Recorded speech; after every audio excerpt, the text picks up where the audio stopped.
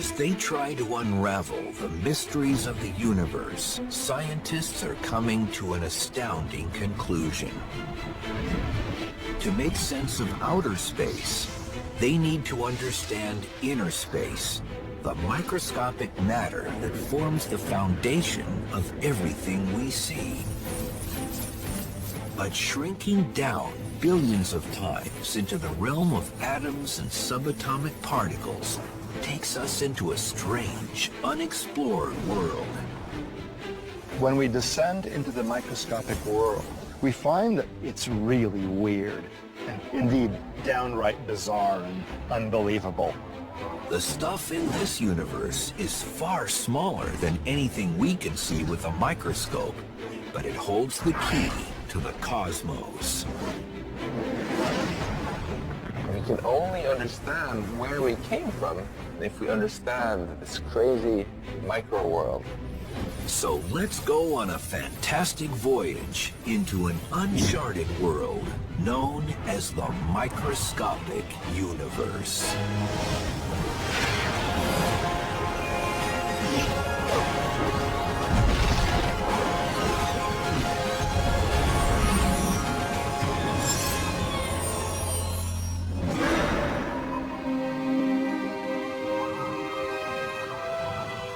When people talk about the universe, they usually mean the vast expanse of space, billions of light years across, that they can see with radio telescopes and cosmic imaging.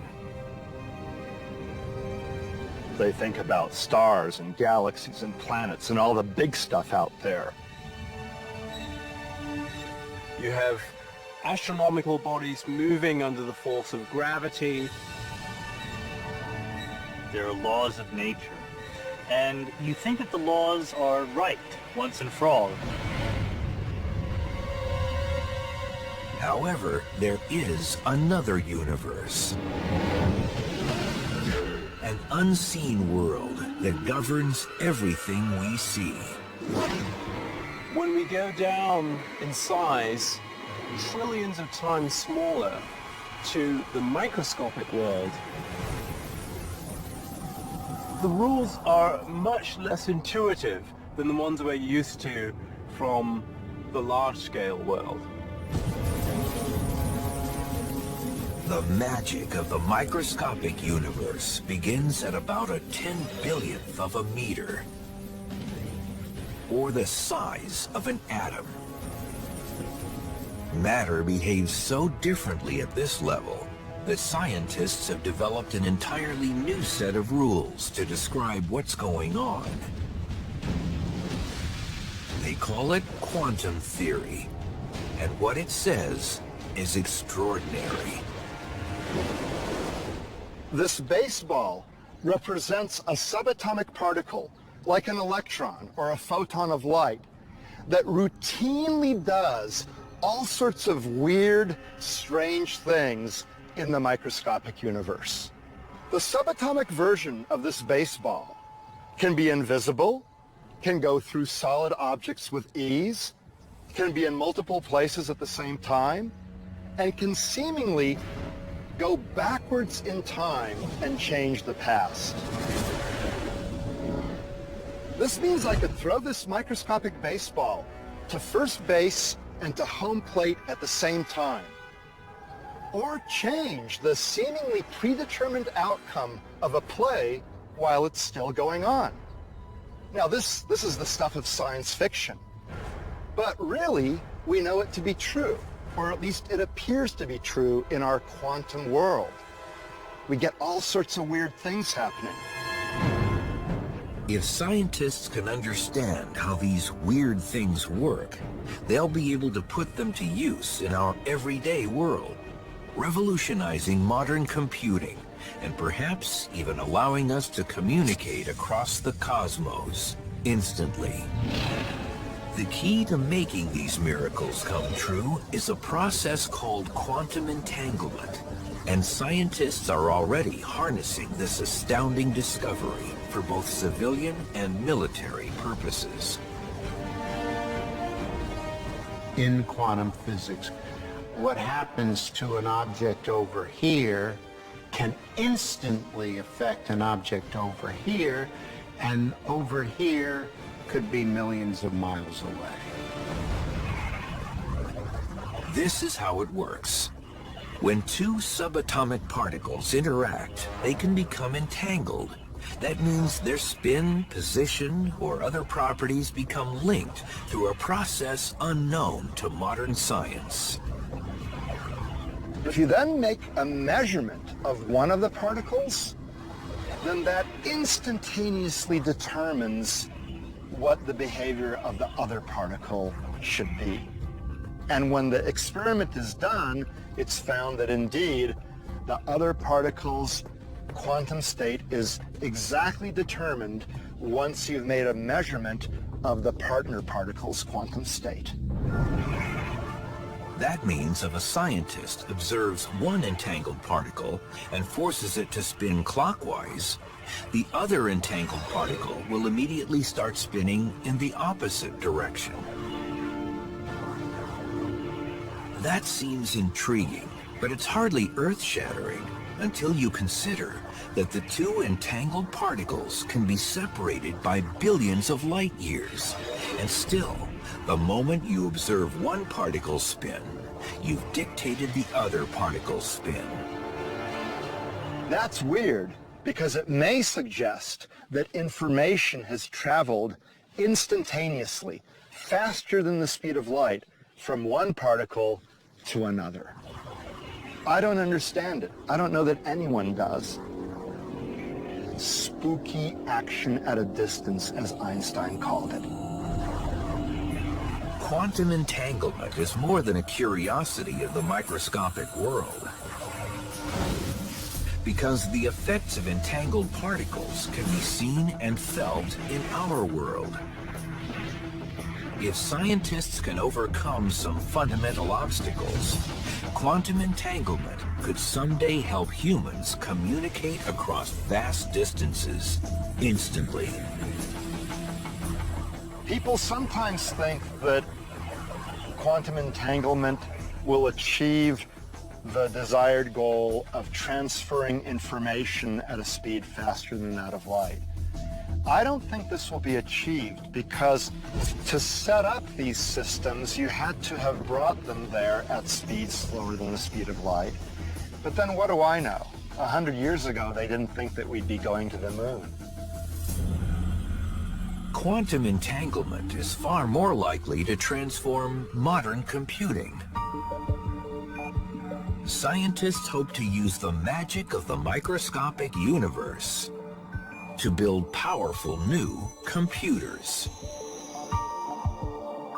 We're gonna see what this baby can do. At the Massachusetts Institute of Technology, Professor Seth Lloyd has helped create a prototype of a quantum computer which uses quantum bits rather than traditional computer bits to perform its calculations. This lab has the world's best superconducting quantum bit, or qubit, in it. And when we do quantum computations with qubits, we can have the quantum computer do multiple tasks simultaneously. It can do this, it can do that at the same time. It can add 2 plus 2, it can add 1 plus 3, and it can add those two things simultaneously.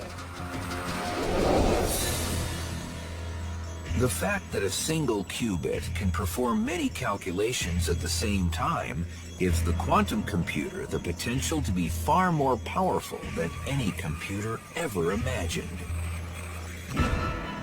Like traditional computers in the 1950s, quantum computers are in their infancy today. The machines take up large rooms and can do only the most basic calculations. But they hold great promise for the future. Quantum physics is notoriously weird, strange, and counterintuitive. And so quantum computers use this weirdness to compute in ways that classical computers can't. The major stumbling block is figuring out how to effectively code classical information. The ones and zeros that computers use in a way the microscopic universe can process it using entangled particles. But when scientists figure that out, quantum computers could transform the planet. Even if you have a quantum computer with not that very many bits, you might still be able to do things like break all the codes that people use to communicate on the internet. Or you could solve very difficult problems having gajillions of variables, like try to figure out what happened at the Big Bang. That may be hard to believe, but the microscopic universe gets even stranger. In fact, the most famous experiment in quantum physics shows how one object can be in two places at the same time. A result that startled the great Albert Einstein. As scientists explore the microscopic universe, they find it's governed by rules that are often incomprehensible to those of us in the normal world. At the smallest scales imaginable, not only does information appear to travel faster than the speed of light, but human observation often seems to decide what happens. It seems like the behavior of quantum mechanical stuff is different when we're looking at it than when we're not looking at it. This profound conclusion comes from performing the double hole experiment. Scientists first conducted this experiment a century ago, firing photons of light through a metal plate with two slits. The light that went through the holes hit a screen behind the plate. I'm going to demonstrate the results of this amazing experiment with a bunch of baseballs and a barrier that we've set up which has two holes in it. Now, normally in the everyday world, if I throw baseballs through one hole or the other, they'll form a predictable pattern on a screen that we've set up behind home plate. They'll be in one place or the other. Now, let's make that pattern with a whole bunch of baseballs. I'm going to use this pitching machine. Here's the first one. Let's see what happens.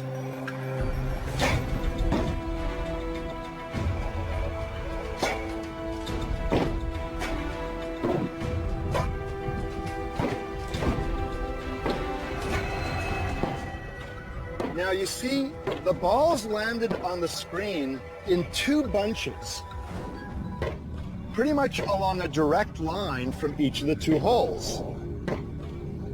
That's natural. That's what we expect. But when we descend into the microscopic universe and use electrons, which are 10 trillion times smaller than baseballs, we get a very different, odd result when we perform this experiment. A pattern that you would expect if these were waves going through both holes at the same time and interfering with themselves. Well, we usually think of electrons as being particles. So how can they exhibit wave-like properties? These test results were confounding. The electron was a particle before it was fired at the screen, yet it formed a pattern on the screen, as if this single electron had gone through both holes at the same time. Does a microscopic particle spontaneously clone itself in midair?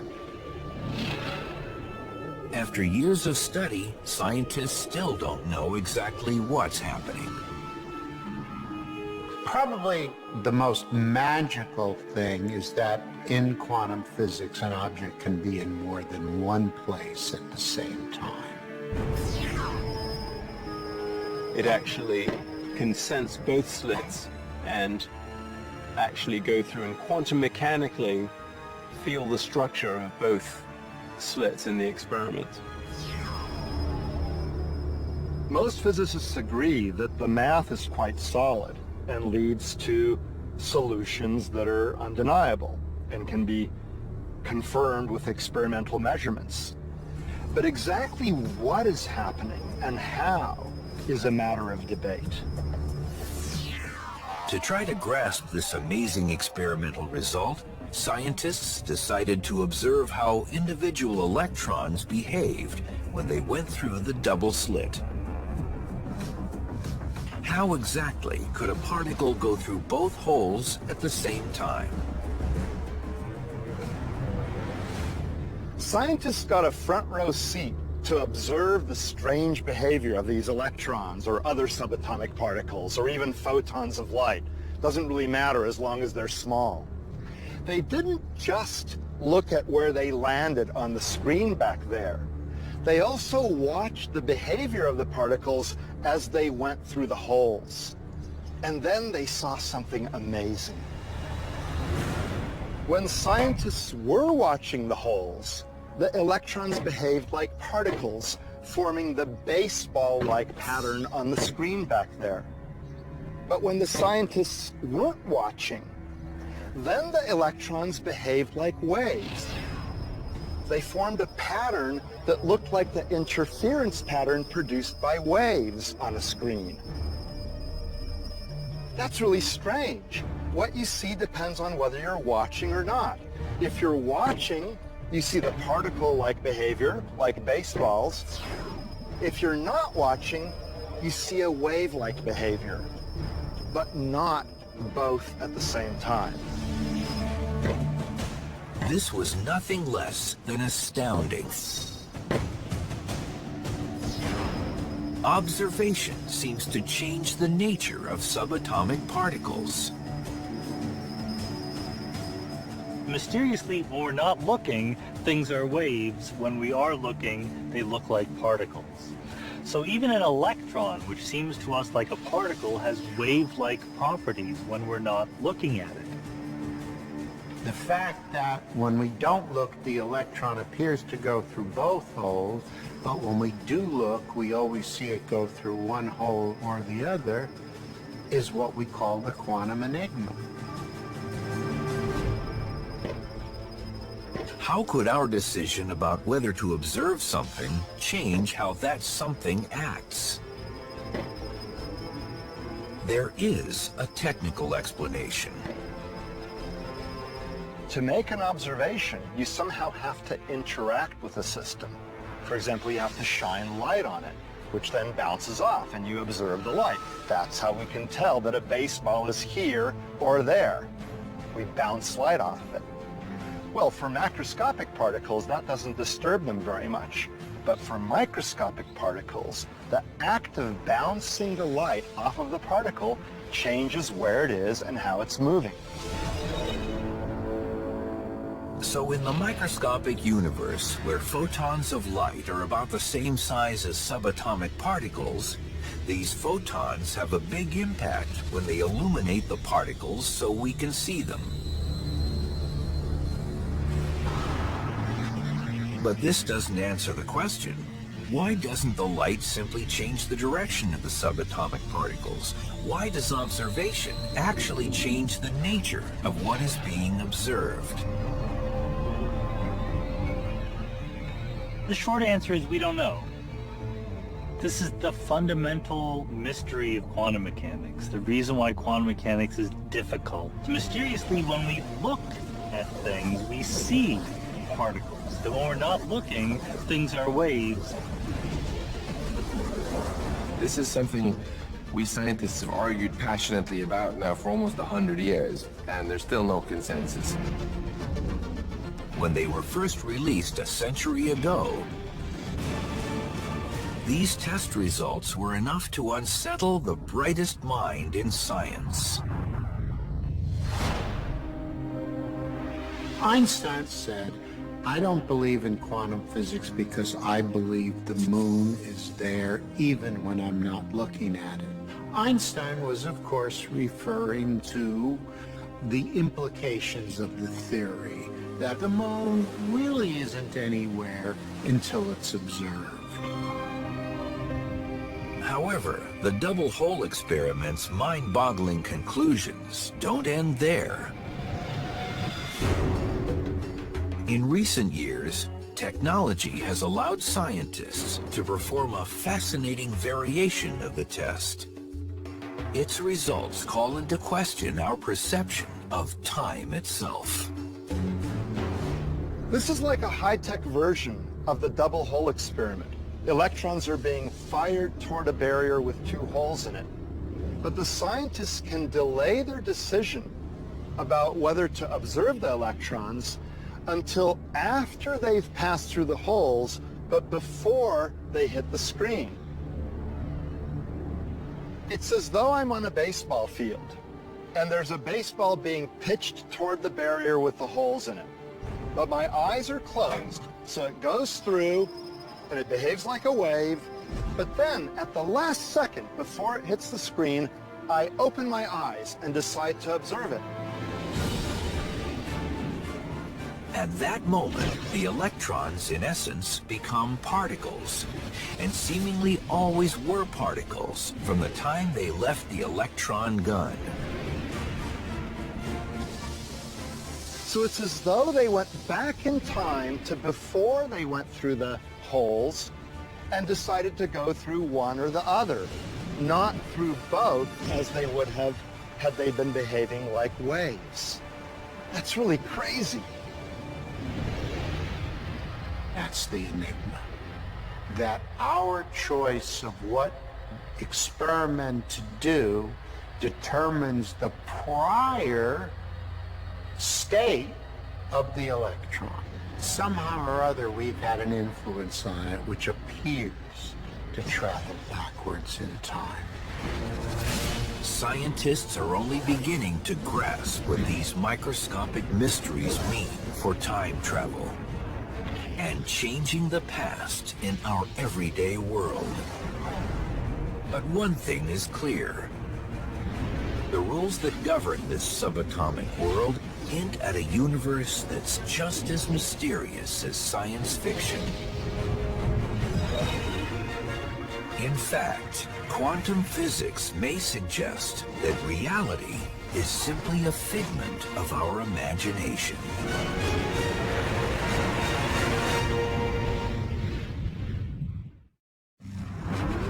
After discovering mysteries in the microscopic universe, scientists wanted to quickly unravel, study, and solve them. But as they tried to figure out exactly what was going on in this strange subatomic realm, they found something completely unexpected. Nature refused to tell them. When we descend into the microscopic world, we find that there's a fundamental uncertainty in essentially all quantities that we wish to measure. And it's not a problem with the measurement process. It's that nature herself does not know. Scientists call this the uncertainty principle. And as strange as it is, it may be the most profound concept to emerge from the microscopic universe. We simply cannot know anything with absolute certainty.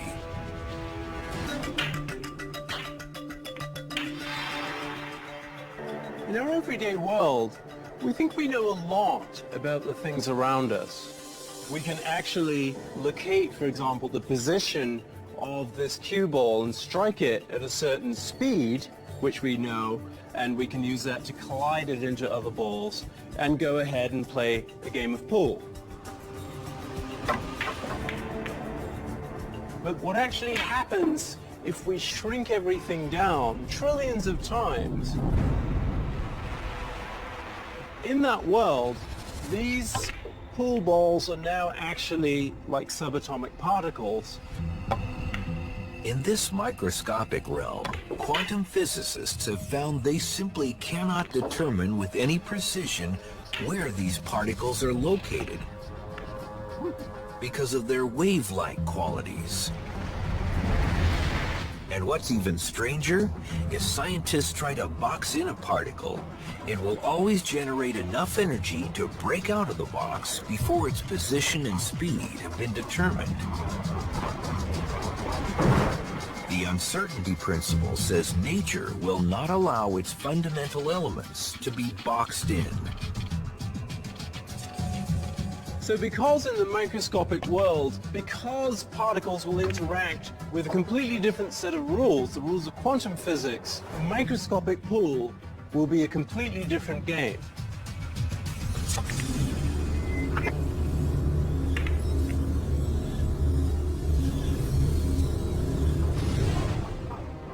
The uncertainty of the microscopic universe extends far beyond the location of particles. It applies to everything, including a particle's energy. And this gives rise to a stunning phenomenon called quantum tunneling. In classical physics, if you throw a ball at a wall and you don't throw it hard enough, it won't go through the wall, it'll bounce back. But if it's an electron and you don't throw it hard enough to go through the wall, it might go through anyway. We call that quantum tunneling. How can this be possible? It may sound bizarre, but one way to explain quantum tunneling is that the uncertainty of the microscopic universe allows a particle to borrow energy from the future to breach the barrier and then pay it back after it gets to the other side. The electron actually already is on the other side of the wall, and therefore it can go through it and appear on the other side of the wall. Ever since these wonders of the microscopic world were discovered a century ago, people have asked if quantum tunneling, being in multiple places at the same time, and what appears to be traveling backwards in time, can be achieved in our everyday world. Some scientists say we'll never be able to throw a baseball through a solid barrier. A baseball is a huge number of particles.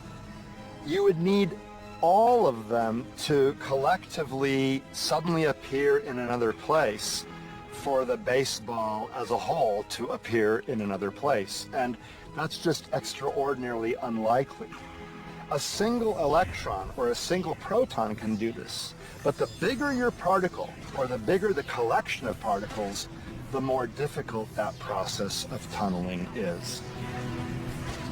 However, a growing number of physicists are developing a more outrageous theory for what's going on. We know that these tiny particles can be in two places at the same time. But hey, I'm made of these kinds of particles. So if they can be in two places at once, so can I. Scientists call this the many worlds interpretation of quantum physics. They say just like the electron in the double hole experiment, human beings are all in multiple places at the same time. They say anytime anyone makes a decision, we don't actually choose one option over another. Instead, we do them both in slightly different versions of reality. What happens when you use your mind and your will to decide things is you end up actually making many choices at once, and all of them become realized in different parallel universes. The many worlds hypothesis of quantum physics says that when I throw a curveball, I do so only in this universe. In another universe, I might be throwing a fastball. And in still another one, I throw a knuckleball for the first time in my life. And in yet another universe, I heave this ball to the outfield. In the many worlds hypothesis, all of these choices are outcomes that occur in universes that are parallel to our own. Just not in ours, but in parallel universes. That's what the many worlds hypothesis tells us. This may sound far-fetched, but an impressive array of theoretical physicists believe it's the way the microscopic world works. If it's true, the implications of this startling theory go far beyond the baseball diamond. In essence, it suggests there are universes parallel to our own in which the Nazis won World War II, and in another, the American government foiled the 9/11 hijackers. So the World Trade Center still stands in Manhattan. If you take quantum mechanics absolutely at face value, it says that every time you observe something quantum mechanical, you become two different copies of yourself. There's the copy that got one answer, and a copy that got another answer. It just implies there's a huge number of other copies of you that saw slightly different things happen in the universe. These days, it's completely accepted that the microworld is weird. Many people had hoped that this weirdness could be confined to the microworld, so that big things like us would be immune to it and always be in a single place. But it's become clear now that that hope was naive. The weirdness can't be confined. The fascinating debate about the many worlds interpretation of quantum physics will rage until physicists finally solve the mysteries of a microscopic universe. However, some astronomers are concluding that we will never be able to fully explain any of these mysteries because, according to their calculations, the vast majority of matter holding the universe together exists in a higher dimension that we can never explore.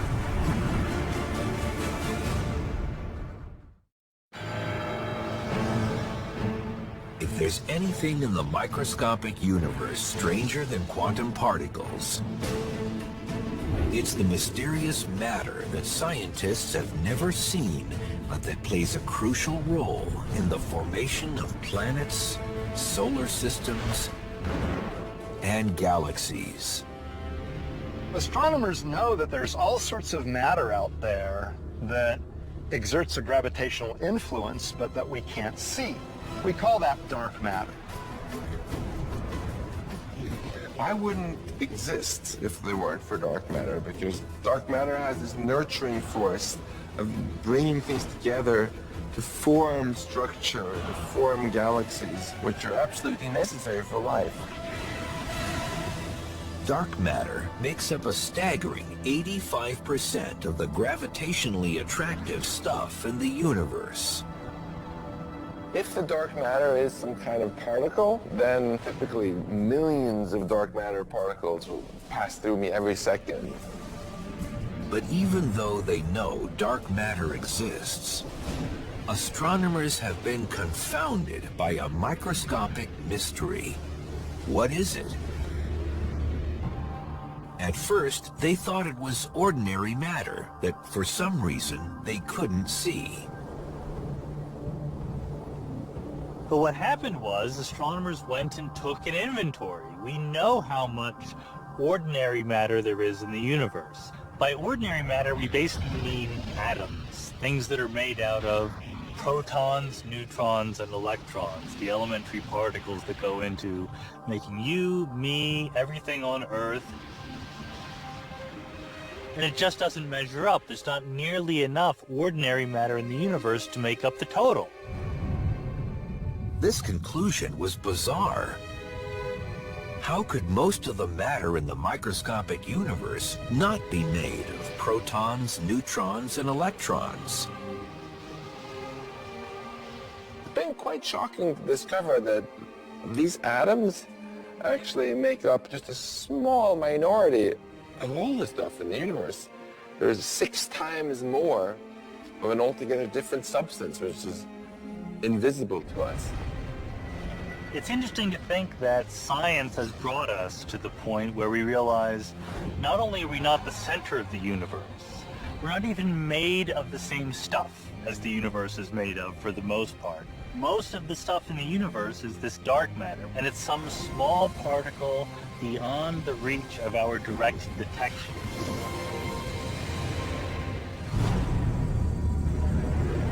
Some theoretical physicists speculated that dark matter might be made of neutrinos, tiny particles 1,000 times smaller than an electron that fit many of the known characteristics of dark matter. We know neutrinos exist, and they have mass, they contribute weight, so maybe we're done. But now it's turned out that they're not neutrinos.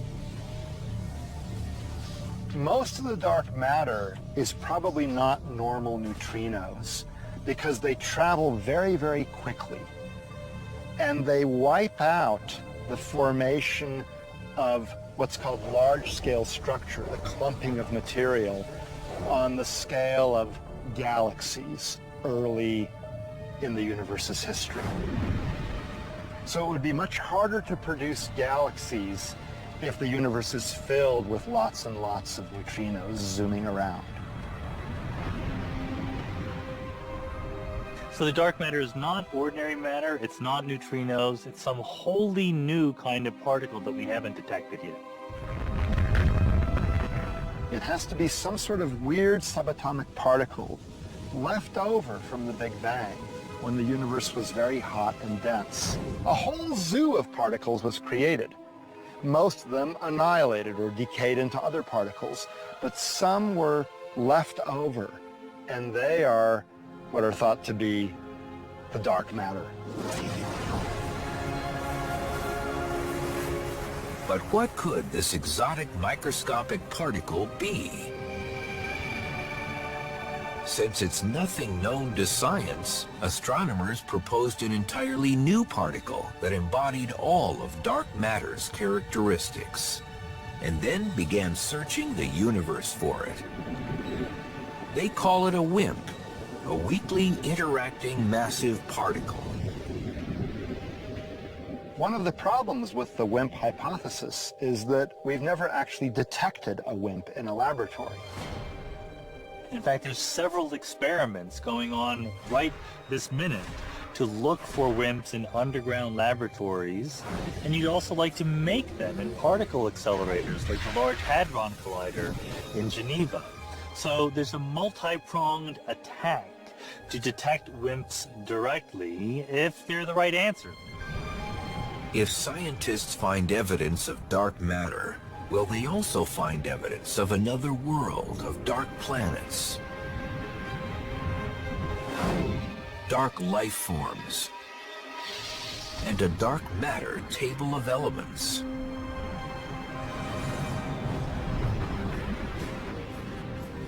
I don't think they're like us in that the dark matter particles can form planets and so on, because if they could, then we would expect most of the planets in our solar system to actually be made of dark matter.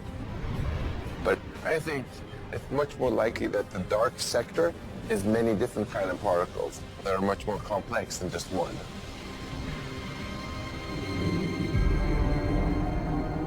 However, modern science still has not found evidence of this mysterious microscopic material. And a growing number of scientists argue that's because it's not something else. It's somewhere else, like other dimensions. People have taken very seriously the idea that the dark matter comes from other dimensions or represents ordinary particles that are actually moving in the other dimensions. The thing about other dimensions are we don't see them, we don't interact with them very strongly, so they're a natural place to put the dark matter. It's conceivable that the gravitational influence in galaxies and clusters of galaxies that we attribute to dark matter in our own universe is actually caused by concentrations of matter in other dimensions that are felt within our dimensions, but will never be discovered within our dimensions because they're actually somewhere else. Whatever or wherever it is, many physicists are confident they'll eventually discover a complete solution to the dark matter mystery. Unless, they say, it simply exists at an incredibly small size, far smaller than humans have ever been able to explore. That raises the question, what does exist at the smallest scales of the microscopic universe? That's what viewer Jason L. from Houston, Texas wanted to ask the universe. Jason, I'm glad you asked that question. The smallest things in the universe are the fundamental subatomic particles, like electrons, or the quarks that make up protons and neutrons, or neutrinos. Now, all these particles are thought to be different vibrational modes of a little tiny entity called a string, a little tiny package of energy. And that then is the smallest thing from which everything else is made.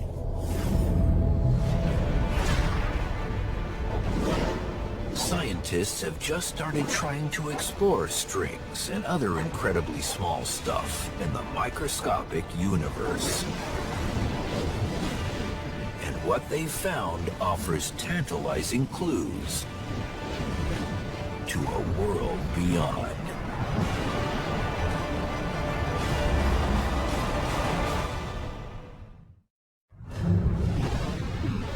As they delve into smaller and smaller spaces in the microscopic universe, scientists have successfully looked inside atoms. But what exists if we continue our fantastic voyage still deeper into this subatomic netherworld? Even scales that are smaller than the electron are really a vast unexplored territory, more so than solar systems or galaxies or even the universe. Because we can make observations of planets and stars and galaxies in the universe, but it's hard to conduct experiments that allow us to directly explore tiny scales in time and space. Essentially what you need to examine the microscopic world is a sharper and sharper tool, something that actually allows you to distinguish the details down at that very small level. But as scientists try to probe spaces smaller than the atom, they cannot possibly focus enough light to illuminate them. They need something more powerful. To look more finely, you need more energy. We can go to incredibly small details using high energy devices of various kinds. Now, the state of the art are actually particle accelerators. We use elementary particles to actually probe the structure of other elementary particles by colliding them together, letting them interact with each other, and seeing what comes out at various energy scales. So we can continue this process of examining smaller and smaller distances in space and time by actually going to higher and higher energy with collider experiments.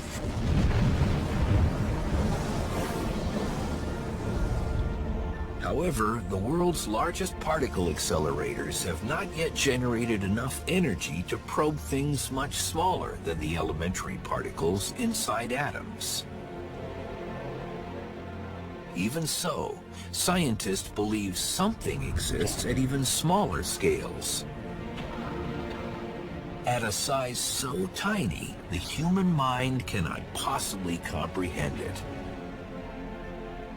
Physicists are now trying to understand what's called the Planck length, 10 to the minus 33 power centimeters. That's 20 factors of 10, 20 orders of magnitude smaller than an electron. Now, an electron is yay big, and I exaggerate a lot. So the Planck length is just almost unimaginably smaller than any objects we can actually measure. Nevertheless, physicists are trying to deal with these scales. And that's what string theory is all about. String theory says that everything that we think of as a particle is actually a tiny vibrating loop of string. To get an idea of how tiny it is, I have here an eyedropper. We're going to put out 1 drop of water. That has about a trillion atoms of hydrogen and oxygen. Now imagine taking 1 hydrogen atom and blowing it up by 10 billion times.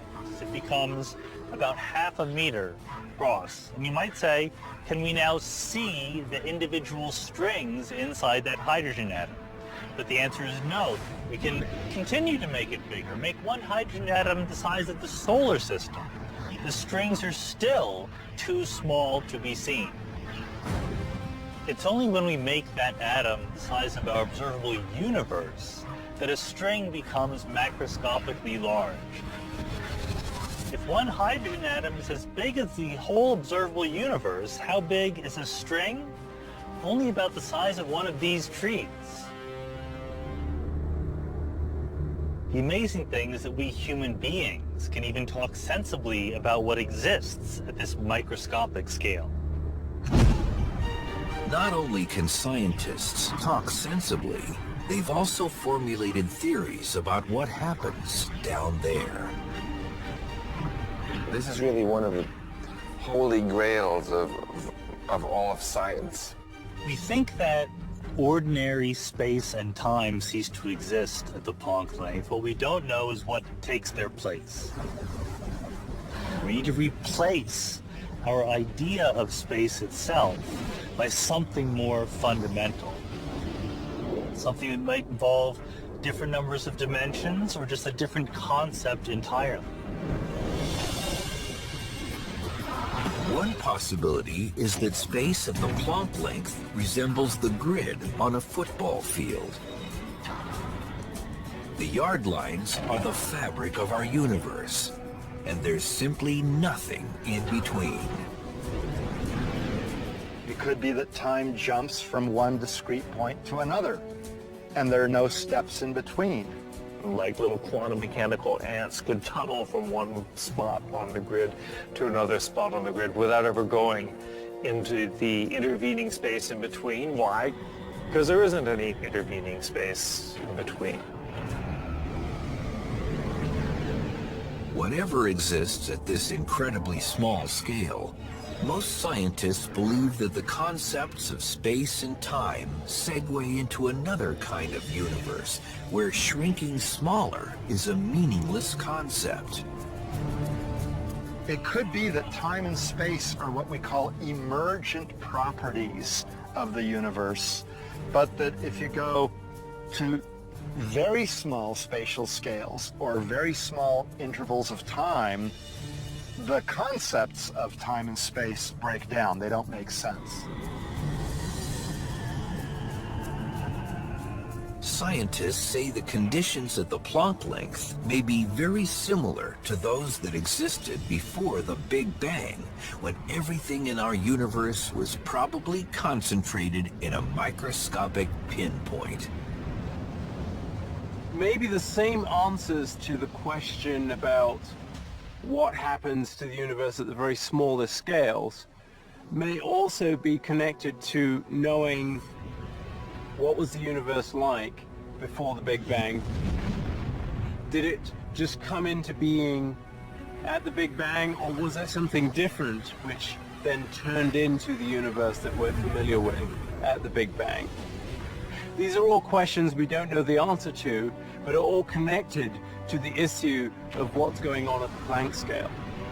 So you might think that these tiny Planck scale things have nothing to do with us, who are much bigger, but actually it has everything to do with us. It's our origins. Our entire universe, if we extrapolate backwards, would have been smaller than the Planck length. Whatever exists at the smallest scales of the subatomic world, and however these things behave, scientists say they must make sense of it all before they can possibly comprehend the